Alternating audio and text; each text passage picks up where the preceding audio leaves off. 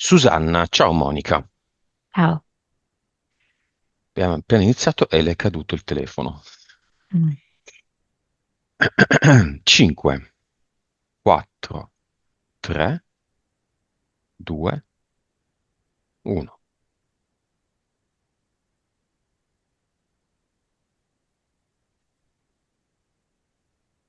In questa immagine non vedo il suo volto, vedo solamente ehm, il suo polso, credo sia il polso sinistro. Mm, si appoggia una farfalla sul suo braccialetto, un braccialetto colorato, con delle perline colorate. Ti dà Perché l'autorizzazione? Sì. tipo, non so se le ha assemblate lei, queste. E sì, vedo che è emozionata rispetto a questa farfalla, quindi ci dà l'autorizzazione con gli occhi lucidi. La farfalla è colorata? È gialla e nera. Apre le ali un pochino, poi le chiude, le riapre.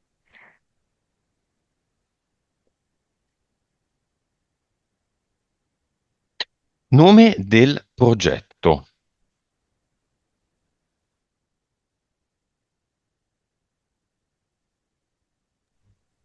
Allora, a me viene gentilezza. È come se lei si adoperasse con grande gentilezza nei confronti un po' di tutti, anche nei confronti degli animali, oltre che nei confronti delle persone. Cerca anche sempre di spiegare tutto, anche ciò che non le va, sempre con grande cordialità e gentilezza. Però nel momento in cui vedo che lei si rapporta con se stessa, c'è come una specie, come se lei si scansasse, come se lei scansasse se stessa, si trattasse con un po' di sufficienza, di volte di severità, di giudizio, nella migliore delle ipotesi si ignora. Quindi non adopera gentilezza verso di sé. Nome della PS. Bianca, Della PE. mattone, come se cercasse di costruire, di avere solidità.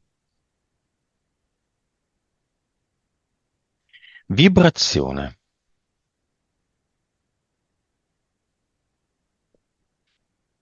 12, Consapevolezza. 168, PS. 47, Vite. 1691, Cervello. 9,4, Suscettibilità ipnotica.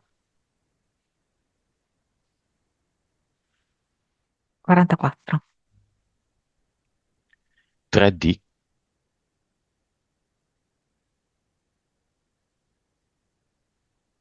59, Vivacità animica. 100. Entità eteriche.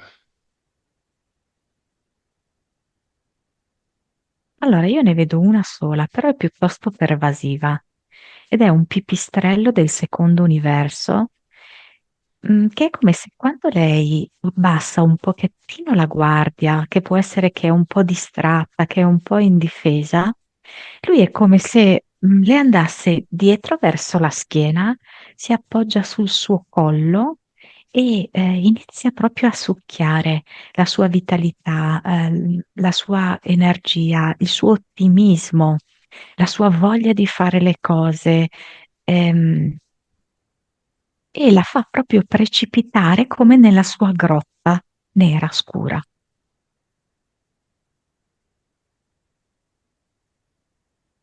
Mentali.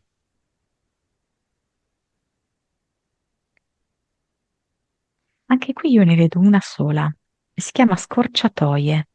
Questa entità mentale vuole fargli vedere quali sono le strade dirette, più veloci, più brevi per arrivare a un certo obiettivo.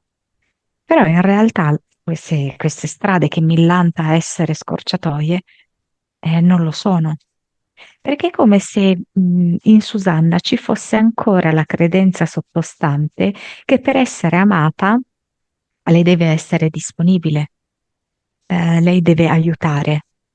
E questa entità mentale vuole proprio che rimanga viva questa sua credenza.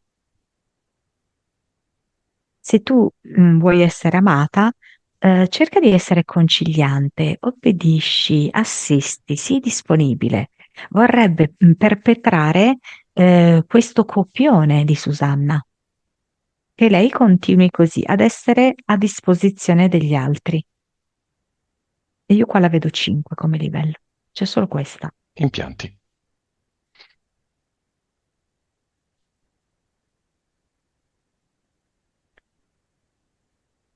C'è questa corona che è come se fosse appena abbozzata. È anche un po' triste vedere questo impianto perché anziché essere la classica corona con le punte alte, ben definite, ci sono proprio come sì, delle punte appena accennate, appena abbozzate.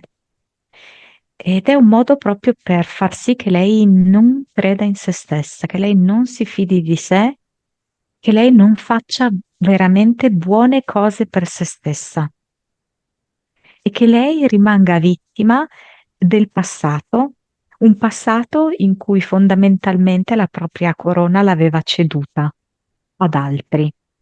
Di volta in volta l'altro poteva essere qualcuno di diverso, però di fatto era sempre nelle mani loro la corona sua personale. E poi io ti dico anche che questa coroncina qui l'aiuta a fermarsi alla mente, perché lei è molto intelligente, riesce a fare tutta una serie di ragionamenti, di collegamenti, anche diciamo così a livello psicologico. Però questo diventa un po' una specie di prigione, perché è come se attivasse soprattutto l'aspetto mentale, trascurando il cuore. Infatti il cuore lo vedo come un po' piccolino, in eterico, sproporzionato rispetto alla mente.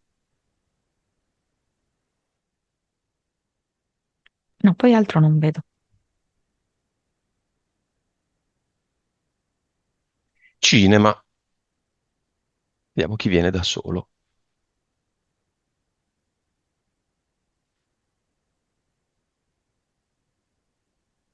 Per assurdo il capo.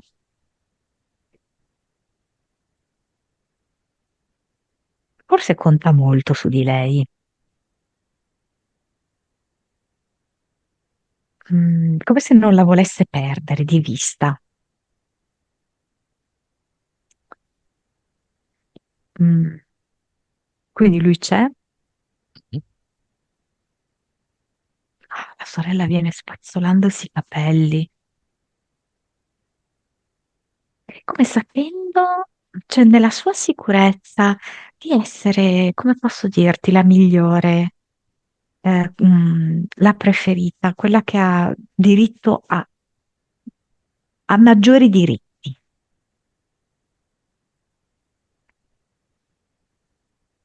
La madre.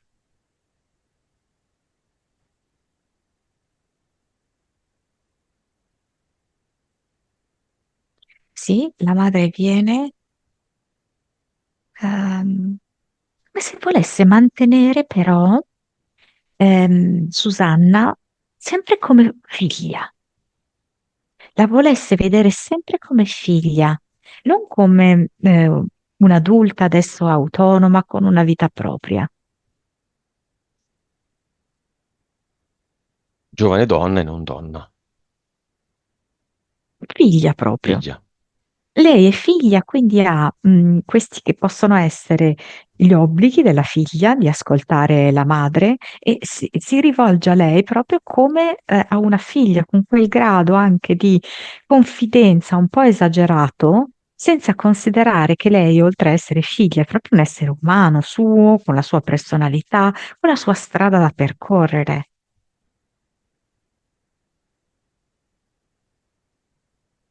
Padre? È come se volesse un po' tenersi fuori da tutte queste dinamiche qui familiari, no? E allora lui sceglie di stare sul fondo del cinema, ma non magari perché ha meno interesse rispetto a loro, semplicemente per non essere coinvolto in certe questioni. Nipotini? Sì, allegramente vedo che animano un po' il cinema, forse rovesciano anche qualcosa a terra. Va bene, iniziamo subito con i nonni paterni disincarnati.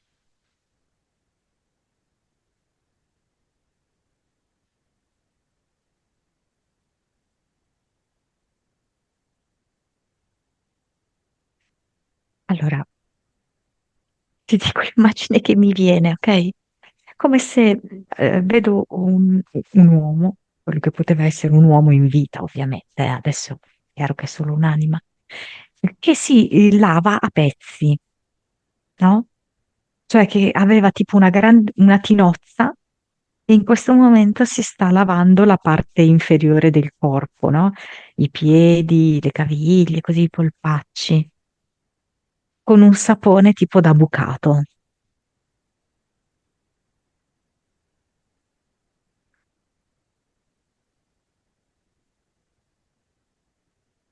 Fanno.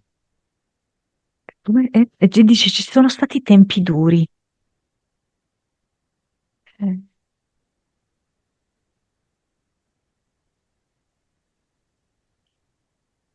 um, è un discorso, cioè allora non so capire se è un discorso che magari lui poteva fare in vita, ok?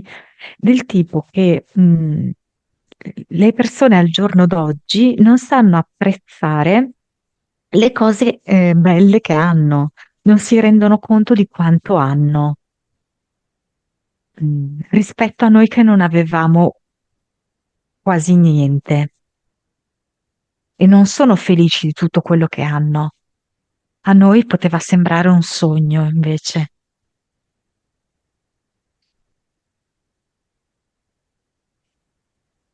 Dove sono adesso loro?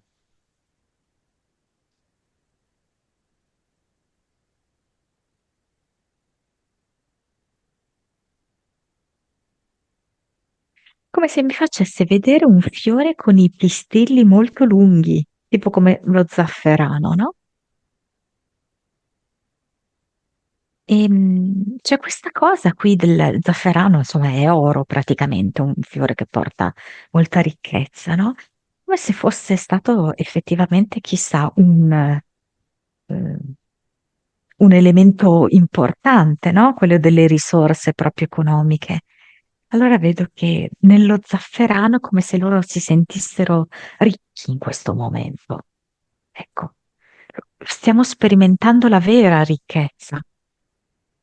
L'oro, giallo. Eh, sì, mi fanno vedere bene questo fiore dello zafferano. Termina, mi sembra, con dei petali viola, vero? Mhm. Cioè è arancione il pistillo, però poi finisce con del viola. E vedo loro che sentono finalmente di non avere paure, di non avere preoccupazioni. Ma sono nipotale Aureo. Questo cos'è questo fiore? Vediamo un attimo, eh. Questo fiore sì, in qualche modo sì. È uno, degli elementi dentro il portale aureo, sì. Mm. Perché sento proprio come quanto è bello non avere tutta questa ansia legata alla materia. Lo zafferano, il fiore dello zafferano. Sì, probabilmente lui ci ha voluto mostrare questo per farci capire qualcosa, eh. Certo. Eh, non che magari nel portale aureo ci sia il fiore dello zafferano, no? Però emblematicamente ha proposto questa immagine.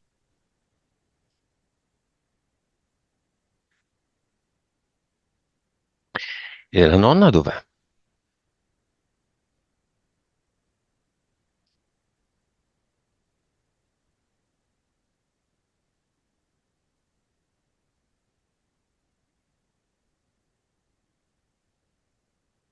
Allora, mi fa vedere questa immagine.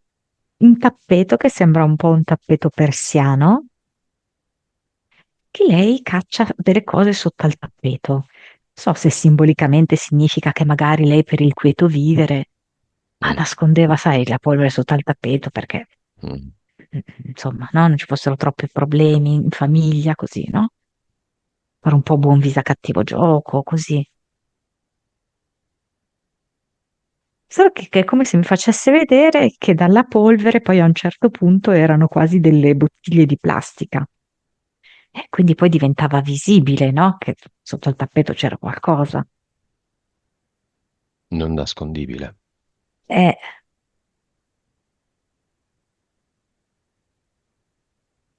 E lei dice che è stata una fatica gestire tutto, tenere un po' tutto in equilibrio.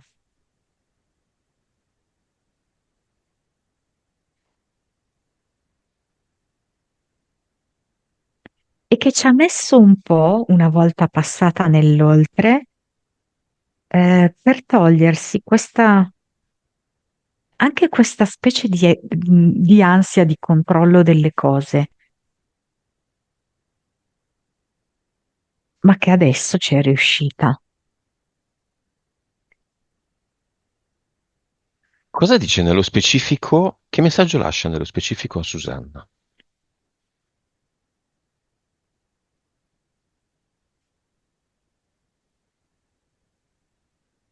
Io da qua posso vederti dentro e lo vedo che tu non credi in te stessa. Ogni volta che inizi un'azione, sotto sotto tu credi che non ce la farai.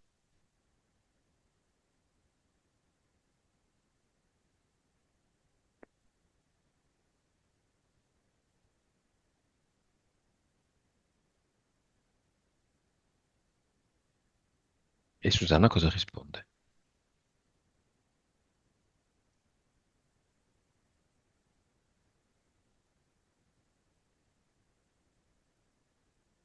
Mi sto impegnando, sto facendo del mio meglio, ma la nonna dice non si tratta di fare del tuo meglio,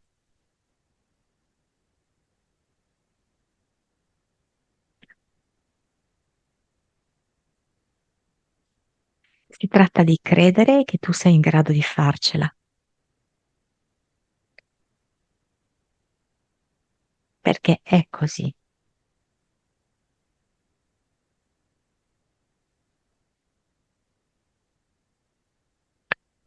Stessa domanda sul nonno.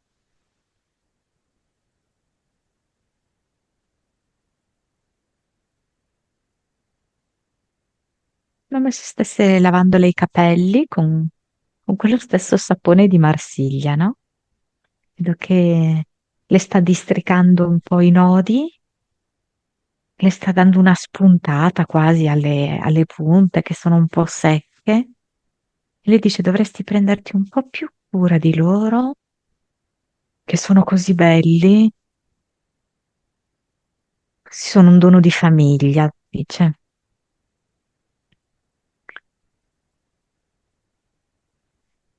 Inizia dai capelli e poi scendi e ti prendi cura di tutta te stessa. Poi mi fa vedere che le dà qualche fico. Bianco o nero? Fuori mi sembra. Allora, io ne sto vedendo adesso in primo piano verdi fuori. Si dice che sono i bianchi quelli. E Ah, quelli viola sono i neri. Quindi un bianco. Maturo? però adesso me le fa vedere anche quello nero, sai? Mhm. Vede che gli vuole donare un po' di tutto. Allora, quello verde era più acerbo. E invece questo, nero, è bello zuccherino, maturo. Poi vedo che le dà anche la foglia del fico. Adesso io sinceramente non so che proprietà abbia il fico, se possono poi tornare utili a lei.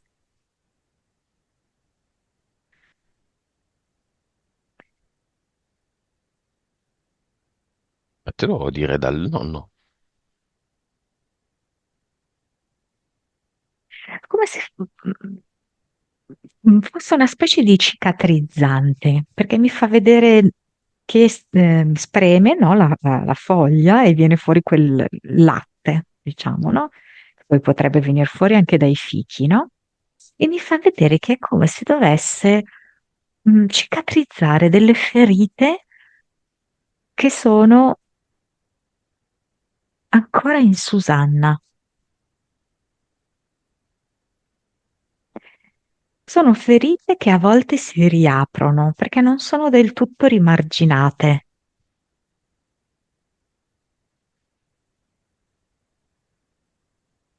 Alcune sono proprio del vecchio vecchio passato, di quando lei era bambina, si sentiva sola, non voluta, non ben voluta.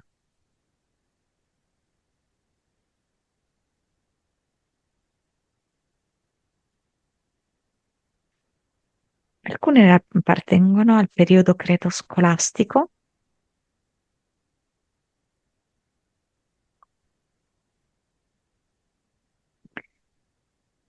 dove comunque lei cercava in ogni caso di sforzarsi di essere allegra, però c'era qualcosa che non andava. Forse la ferivano. E allora anche lì, su quella ferita, il nonno le spreme questo liquido lattiginoso. Poi in generale tutte le sue relazioni sentimentali, perché è come se mi facesse vedere una ferita a forma di griglia. E quelle sono come le relazioni sentimentali che lei ha avuto, e quindi è tutta una ferita unica, come un hashtag, per quel simbolo lì. La sua ferita è esattamente così. E quindi spreme proprio più fichi per fargli uscire questo liquido biancastro, per Il latte, rimarginare. Sì, latte di fico. per immaginare l'hashtag Hashtag ferita, sì. di Susanna. E questa qui è un po'... vedo che c'è una parte dell'hashtag, quella un po' più a destra, quindi la linea diciamo orizzontale, che fa un po' fatica. Vedo che il nonno sta insistendo parecchio.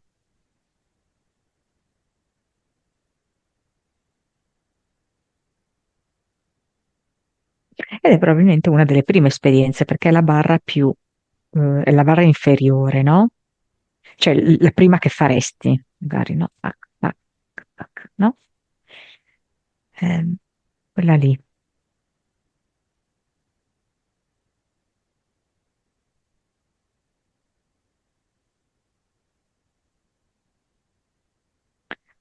Va bene, li salutiamo, nonni. Dove vanno?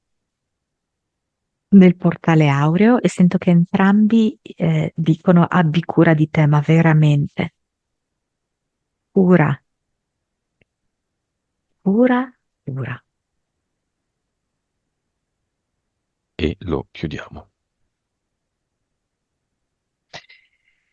Monica, causa esoterica del provare sensazioni di grande paura quando guida qualcuno. Lì però mi ha fatto vedere veramente una vita in cui c'è stato un incidente. Io credo che fosse il marito. Marito davanti che guida, lei come passeggero e dietro forse due bambini. Sono sicura di uno, l'altro non sono sicurissima. E vedo che mm, Lui è un po' distratto, ma più che altro distratto mentalmente, ha pensieri nella testa e quindi vedo che non riesce a prestare tanta attenzione alla strada. Mhm. Ehm, Che succede?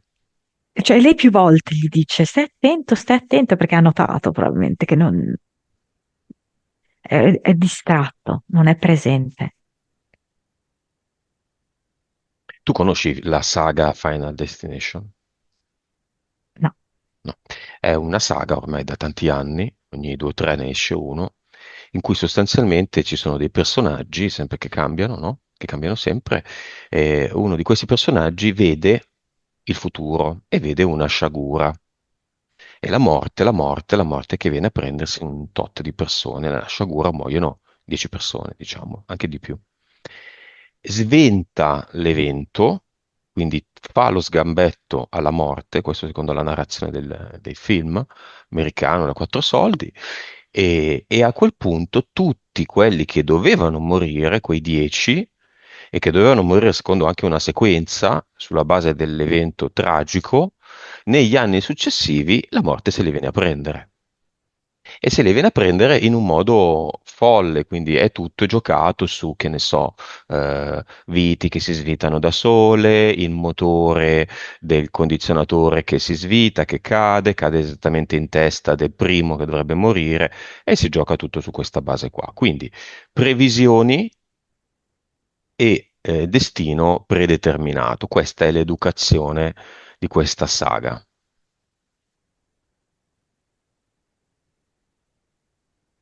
sì, per come la vedo io si tratta di linee temporali, no? Quindi, se non ho capito male, una persona ha preteso di cambiare per tutti la linea temporale. Mm.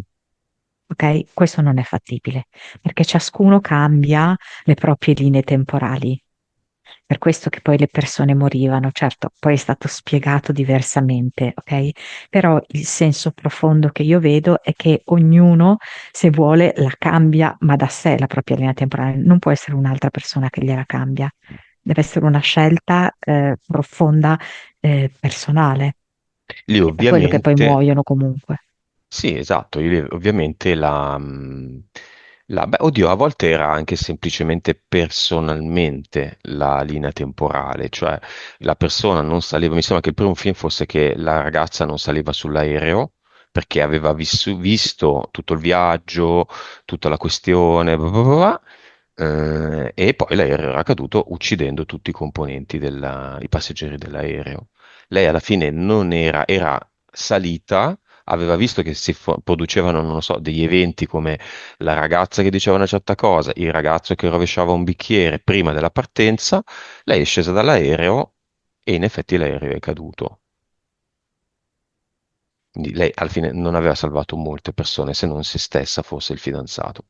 Per quello. Quindi Susanna Final Destination?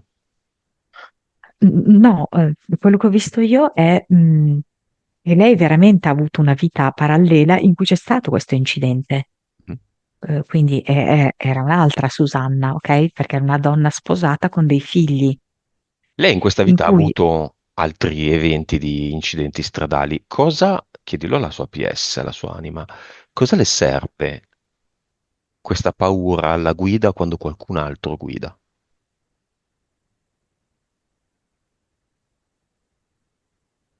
Quindi questo è il ricordo di una vita parallela.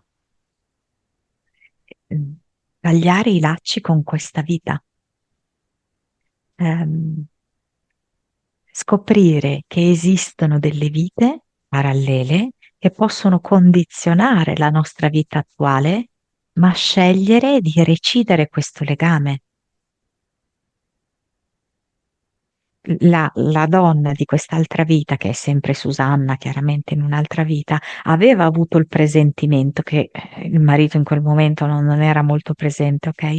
E poi in effetti vedo che la macchina si ribalta su se stessa. Non so dirti com'è la dinamica, vedo che loro si trovano poi sottosopra, poi muoiono tutti. Muoiono tutti. Sì, È una delle 1691? sì, sì, certo. Lei come si chiama? Elizabeth.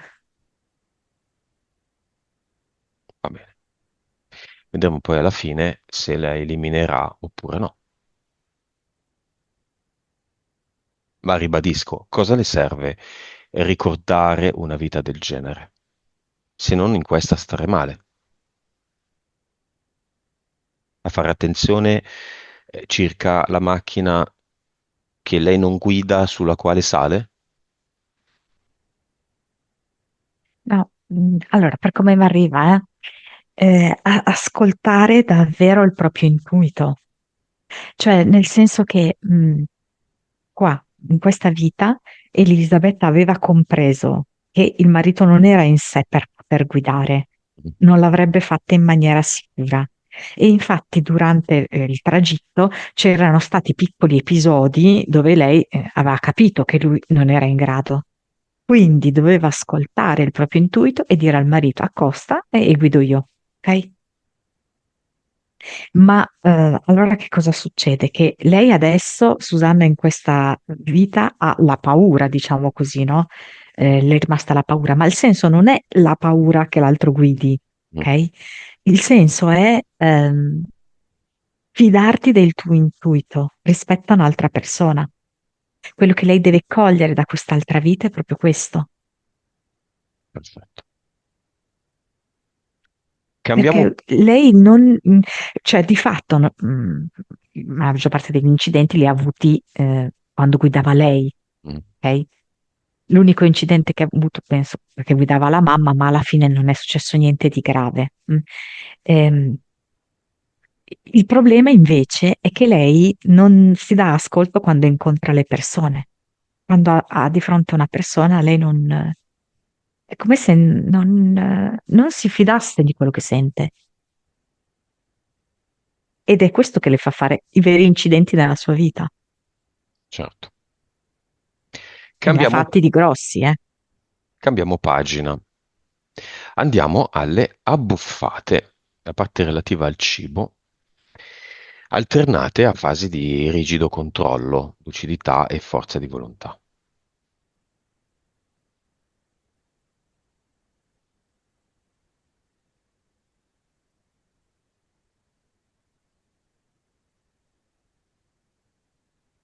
Allora, mi viene una folla di cose.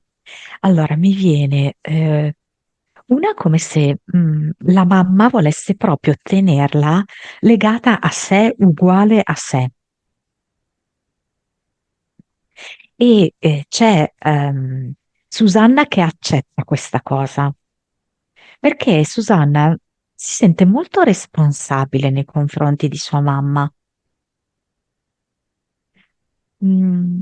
Come se lei non riesce a togliersi completamente, ehm, mm, cioè come se sentisse sotto sotto ancora che lei ha delle colpe sul fatto che la sorellina è morta e lei no, quando era molto piccola, no?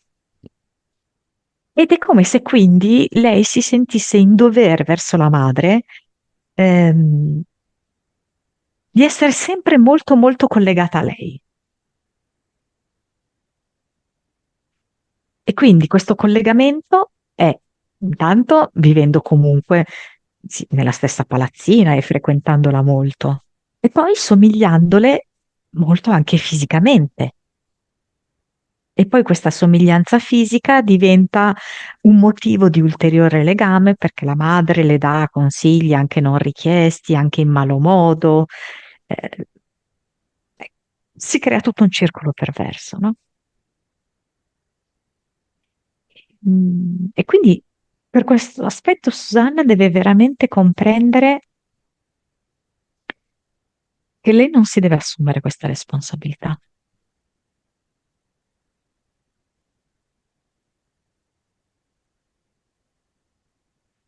E se lei non si deve assumere questa responsabilità, lei può togliersi le vesti di sua mamma, cioè non deve avere lo stesso corpo di sua mamma. E a quel punto che fare? Nel ventaglio di adesso ricordo il titolo, il mese in un istituto, diciamo. ehm, seguire da sola, ormai lo sa fare, una dieta al grammo, No. concedersi delle cene con gli amici, ma molto limitatamente, e spesso andare magari alle cene già avendo mangiato a casa misurato. Aggiungo, interventi di riduzione dello stomaco, palloncino, che più ne ha più ne metta. Che lei soffre di questa situazione. Questo è un dato.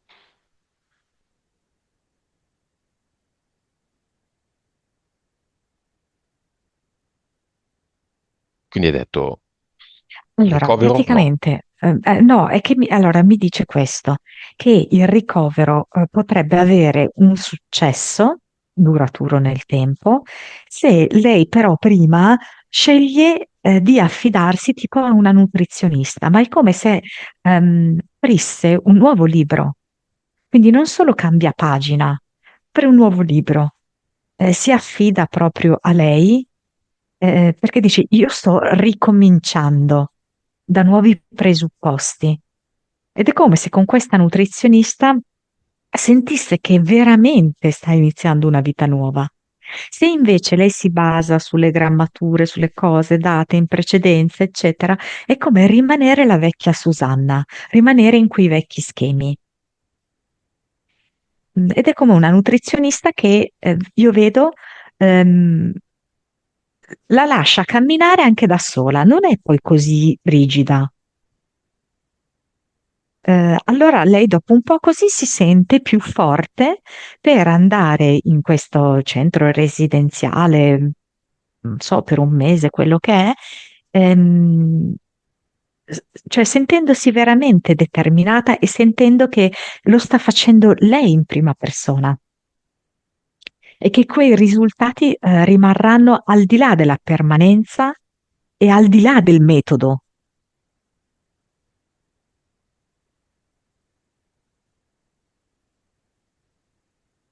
Questa è la strada. Eco, perché? Perché questa. Che domande. Messaggio del corpo di Susanna a Susanna. Ricordiamo che il corpo, Susanna, è solo un mezzo con cui tu fai un'esperienza. Conta quanto, conta quinte. Così non mi va più di via di testa oggi quella canzone che diventa veramente una cosa persecutoria.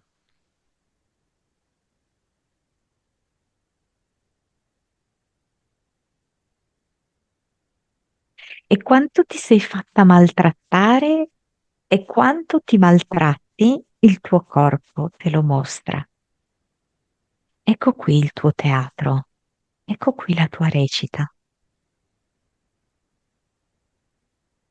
Quante volte ti sei lasciata sminuire, ti sei fatta trattare come una pezza da piedi, ti sei fatta usare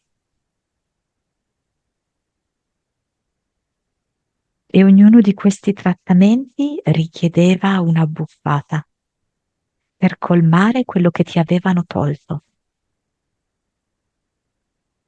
E adesso sei tu che ti togli le occasioni di felicità, le occasioni per piacerti, le occasioni per amarti.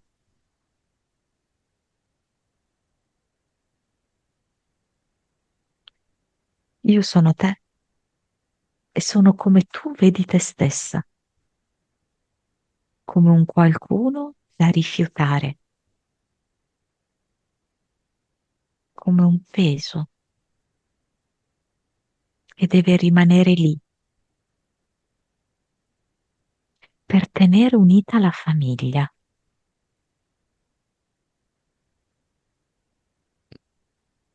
Ma la tua vera essenza è quella di una farfalla.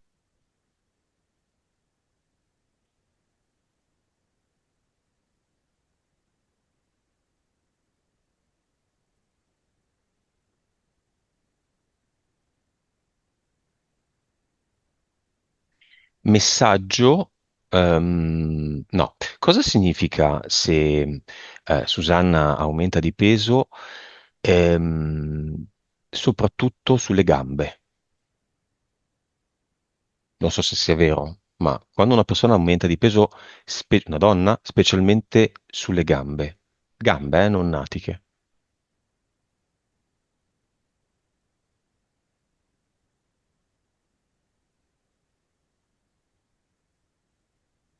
Ma come se mi dicesse non avrai mai una vita tua propria? Natiche, sedere. Ehm, ehm, Ti proteggi dagli attacchi che vengono da dietro, alle tue spalle. Pancia,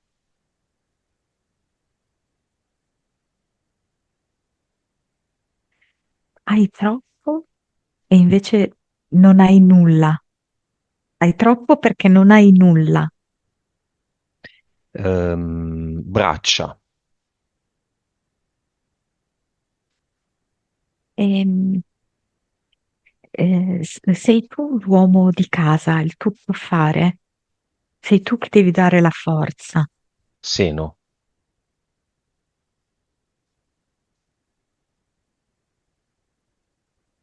Devi allattare tutto il mondo. doppio mento,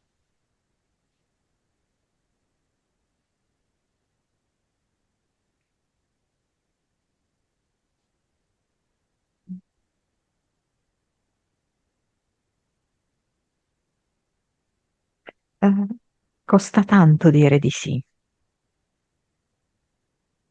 guance e basta.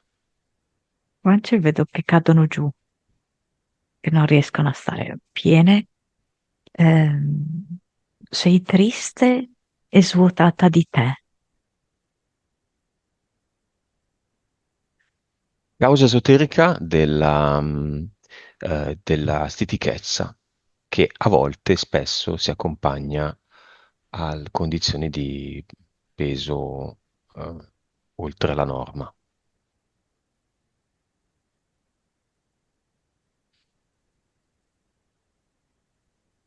E mi fa vedere che è come se non volesse lasciare andare davvero quella relazione. Il ricordo e le emozioni che gli dava quella relazione vissuta a distanza, in cui le telefonate, insomma, si svolgevano in bagno, no? Ehm, E mi fa proprio vedere che in quei momenti in cui lei è lì, deve rimanere un po' di più, diciamo così, sul water, il pipistrello proprio ne approfitta per agganciarsi dietro di lei, e per succhiarle. In quel momento può essere proprio succhiarle la sua armonia, eh, succhiarle anche proprio la capacità di buttare fuori, rendendola un po' stanca. Ehm, Ed è come se la succhiasse anche nel passato, la risucchiasse nel passato. Cos'è la stitichezza? Tenere, non buttare. E non trasformare, non permettere alla trasformazione di avvenire fino alla fine, Stasi, bloccare il processo di trasformazione. una stasi. Mm. Susanna è piena.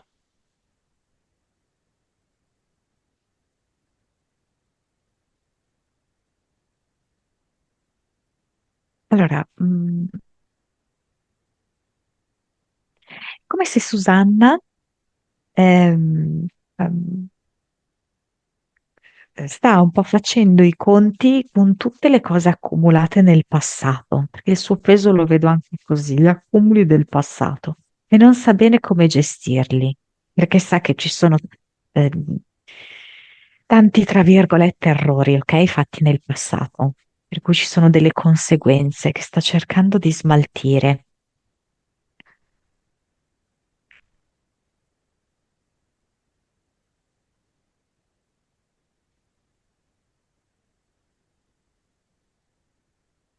io vedo che ce la fa.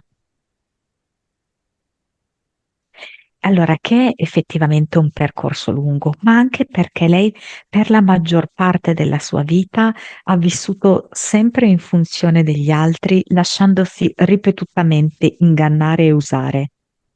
Quindi necessariamente, siccome noi siamo su questo piano materiale, occorre del tempo per riuscire a trasformare tutto quello che hai accumulato in così tanti anni. Ipotesi, no? Lei per 40 anni ha agito in una certa maniera, ok? Quindi adesso riuscire a riportare equilibrio a questi 40 anni richiede del tempo, ma io vedo che ce la fa. Ma forse perché gli errori del tempo sono virtuali, come è Ma il virtuale il suo tempo corpo. noi qua però lo percepiamo come reale, eh? Noi Mm, percepiamo reale il tempo, percepiamo reale il corpo, quindi di fatto occorre quello che noi chiamiamo tempo qui, mhm. ok? Dello scorrere, serve perché lei riesca a riportare equilibrio su tutto. Chiudiamo questo punto relativo alle abbuffate, richiedendo al suo corpo fisico un ulteriore finale messaggio in virtù del fatto che Susanna è piena.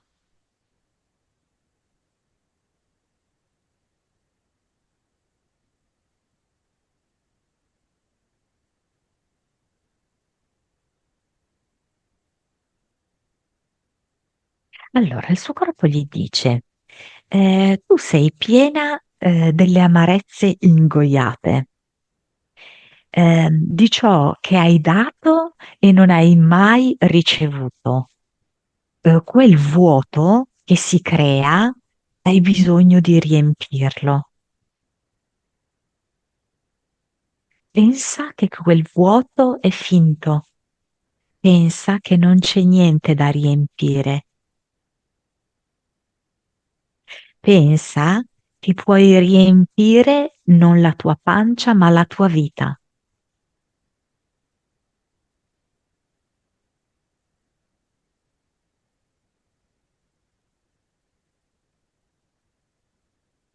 Ok, Se mi riempi, ti svuoti.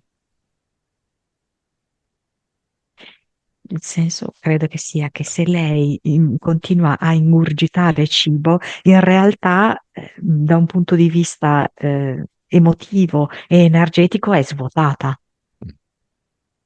che poi è la base, no, di questo discorso. Il cibo riempie una mancanza affettiva, solitamente. Generalizziamo, certo, ma spesso è così. O l'affetto della mamma, o l'affetto del papà, o l'affetto in generale, o l'amore, o la relazione. È così?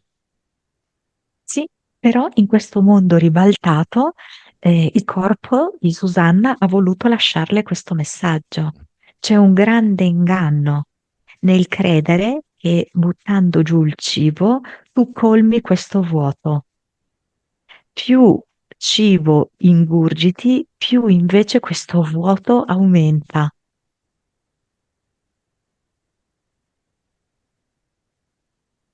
Perfetto. Monica, causa esoterica degli attacchi di panico, in qualche modo le manca l'aria, non sono dei veri attacchi di panico, di quasi attacchi di panico, quando a volte qualcuno le chiede qualcosa, o il capo, o il padre, o la sorella. Lei mi fa vedere che diventa piccina come una bambina, ma una bambina in miniatura. E il pipistrello diventa grande e crea appunto questo blackout, tutto nero intorno a lei, per cui lei si sente piccina, si sente smarrita, si sente anche quasi un po' spaventata, spaurita, e completamente in tilt, come se si trovasse di fronte a una grandissima autorità che le chiede e lei non è in grado di rispondere. Quindi in eterico mi fa proprio vedere questa dinamica, ok? Lei che diventa minuscola rispetto all'altro che è lì davanti, indifferentemente, uno di questi soggetti. Ehm, e poi piano piano lei che ritorna invece grande e quindi padroneggia di nuovo la situazione. Ehm, Questo me lo collega anche un po' a un principio di autorità, come se lei avvertisse queste come delle autorità e lei una sottoposta a queste. Poi ogni tanto si scuote e si rende conto, ah no, ma aspetta un attimo, io non sono sotto questi, io sono alla pari di questi, però per inerzia, diciamo così, per abitudine, per meccanicità, la risposta è quella di sentire un'autorità di fronte a sé e lei in quel momento per pochi istanti è una nullità. Perché? Ma vedo anche un po' la componente religiosa, che adesso non le appartiene più, ma è entrata per molto tempo, è stata protagonista, no, nella sua vita, dove appunto c'è questo Gesù o Dio che è grande, che è immenso, che è onnipotente, e noi siamo delle pecore smarrite, eh, insomma, e dobbiamo comunque riferirci a lui, no? Mhm. Per avere una strada, dei consigli, una condotta di vita, eccetera. È come se lei per molto tempo davvero si sia identificata in una di quelle pecorelle smarrite, senza potere.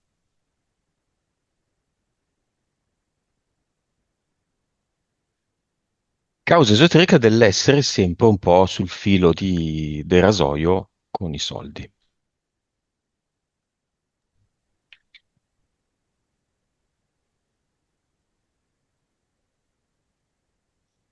Ma lei nel suo copione, abbiamo detto, no, noi tutti veniamo qua a recitare la trama di un film e abbiamo un copione assegnato. E uno degli elementi fondanti di questo suo copione è proprio quello di farsi sfruttare economicamente. Lo vedo proprio evidenziato in giallo, con un evidenziatore giallo, sfruttamento economico fino al midollo. Ovviamente questo è un copione voluto dalla Matrix, quindi vuole che l'attore Susanna continui a soffrire, si senta continuamente derubata, depauperata, presa in giro e non solo, quindi la sofferenza di essere stata tradita e ingannata, ma poi accollarsi ulteriori difficoltà economiche nel corso del tempo. La Matrix serve perché così lei rimane ovviamente sempre molto ingabbiata, impossibilitata ad avere una vita propria completamente libera, ad essere completamente leggera di mente. E quindi proprio nel suo copione è evidenziato questo elemento chiave, sfruttamento economico e difficoltà economiche. E quindi che si fa? Lei deve accettare, credere che esiste questo copione e che lei è stufa, marcia di questo copione, ma lo deve sentire profondamente, Che è un che non c'è copione. più ragione per lei di seguire questo copione, ma lo deve sentire proprio in maniera viscerale. Quindi facciamo un esempio, un domani incontra un uomo che dopo qualche tempo, dico che le inizia a proporre affaracci, eccetera, ma in qualche modo, dopo qualche tempo, ripropone questo copione. Beh, sai, Potrebbe essere anche un'amica. mi si è rotto il frigo, Mm, come faccio adesso? Ma tu non è che mi aiuteresti, ma te li ridò. Un prestito, un'amica. mm.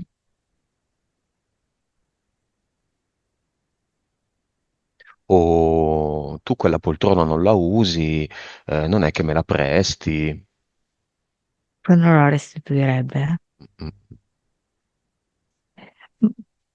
E fai bene, a citare tutti questi esempi, perché sono tutte cose che tranquillamente potrebbero presentarsi nella mm, vita di mm, Susanna, dato il suo copione. È questo il copione, è questo che succede. E quando succede deve scattare il tic, il click. Ah, è come nella sessione, è quello che avevano detto. Quindi io che non valgo niente e poi effettivamente io ho qualcosa di più, di lui lei, ricomincio e Mm. allora Susanna ribadisce il copione o cambio?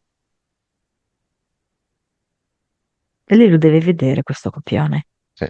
Cioè, ognuno di noi ha il diritto di vedere il proprio copione e lei lo può vedere e scegliere se continuare a recitare quello o dire basta. Per esempio trasformarlo in cosa?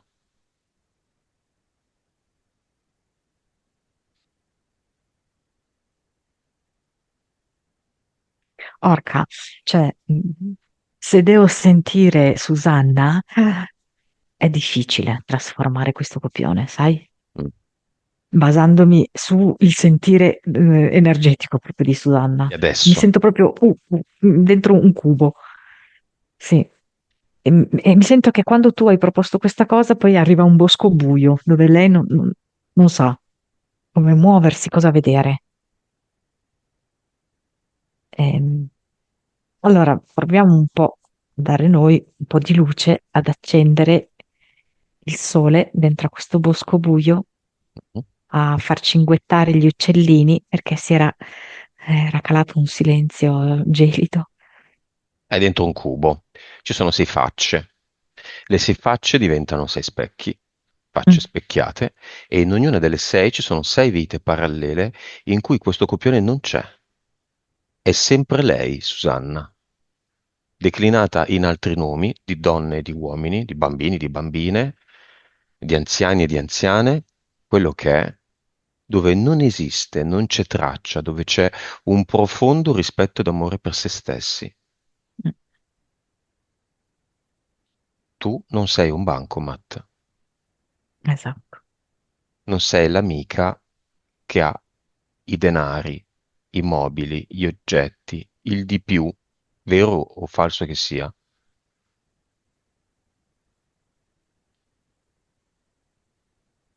Sì. Qua, per esempio, mi fa vedere una ragazza che fa la ASMR. Mhm. In realtà è una ragazza comunque formosa, però ha molto amore per se stessa, ha molto amore per il proprio corpo e, e fa cose che le piacciono fare e ha un seguito di persone. Poi oh, vuole darmele tutte un po' in versione femminile perché probabilmente vuole, no? Che siano vicini a lei. Allora, qua invece è diventata una specie di istruttrice di fitness, diciamo così, ehm, per persone che hanno avuto problematiche, credo anche articolari, cose del genere. Poi un'altra mi fa vedere lei che è mamma, che si diverte a fare tante attività con i figli.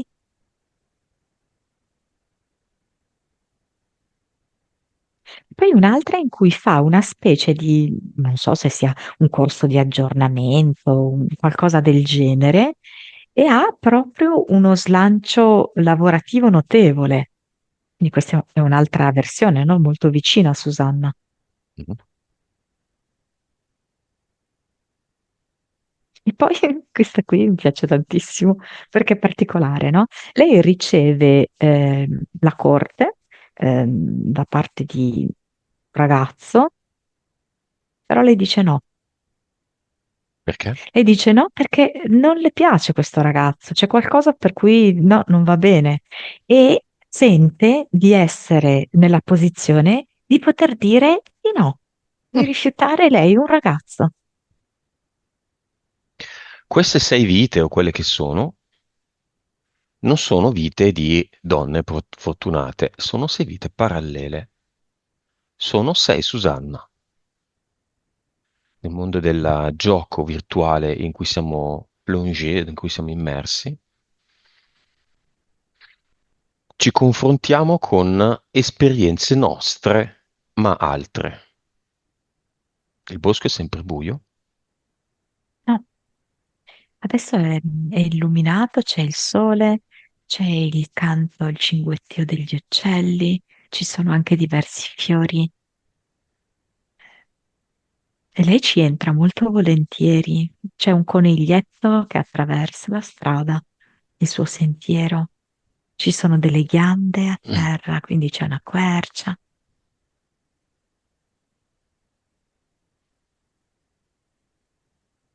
E lei ha un passo leggero, spedito.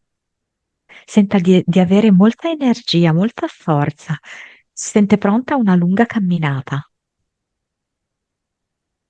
Dice, non ci sono problemi, anche se poi devo salire, scendere. Che forza a mia disposizione.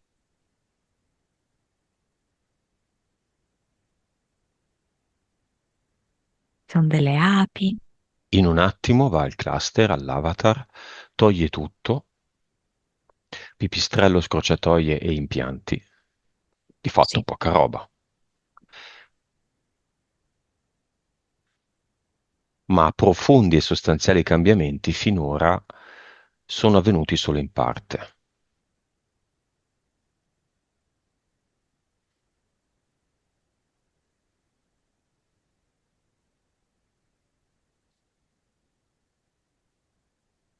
non è facile togliere le vecchie abitudini,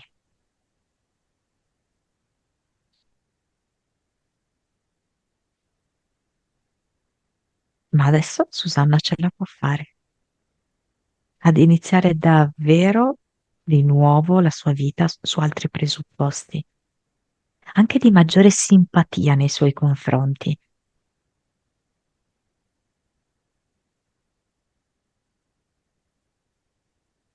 Susanna era piena di tante cose.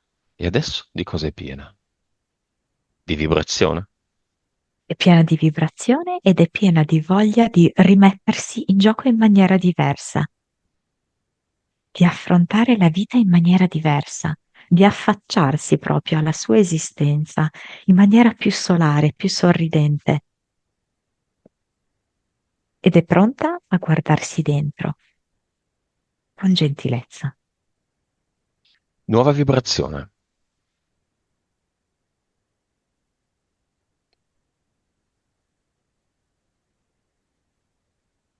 Quasi 400, Consapevolezza. 192, Anima. 48, 48. mhm, Vite.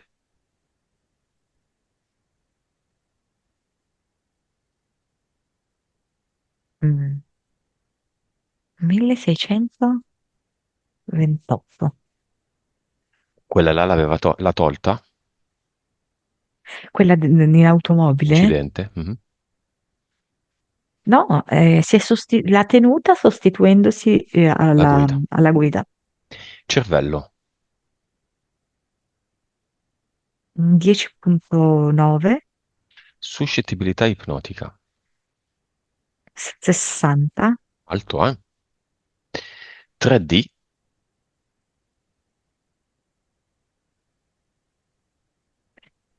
tra i 30 e i 35. Molto bene.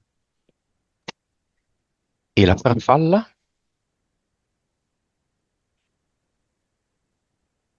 E la farfalla capisce che è lei. Lei e la farfalla sono la stessa cosa.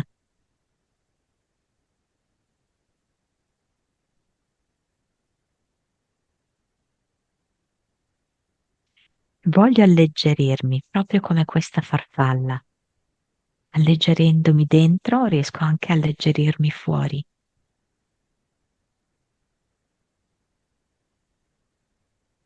Il mio credere è incrollabile in questo.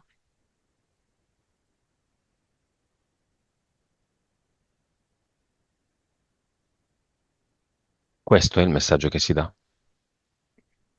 Sì, e se lo dà mentre è tutta vestita come di veli molto sottili, rosa, come se lei fosse un fiore. profumato e nuovo. Nuovo progetto. Mi dice beltà, bellezza.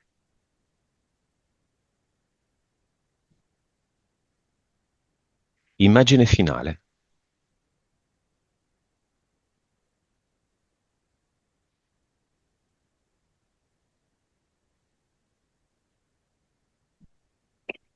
Sta tirando un aquilone, è tutta contenta e si sente proprio in unione con la vita, con l'aquilone, con l'aria e con questa sensazione di gioco.